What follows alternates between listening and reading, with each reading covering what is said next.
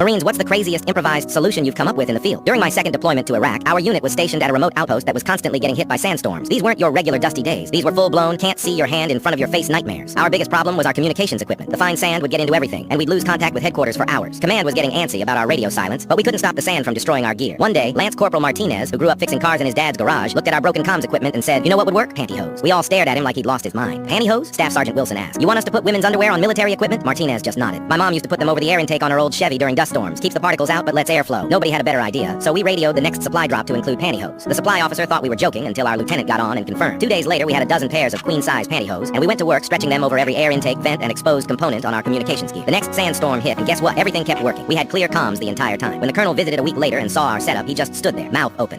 Are those? "Yes, sir," our staff sergeant replied. "Standard issue tactical filtration devices." The colonel shook his head, laughed, and said, "I don't want to know where you got them, but I want this solution implemented across all forward operating bases by next week. Sometimes in the Corps, the craziest ideas are the ones that work."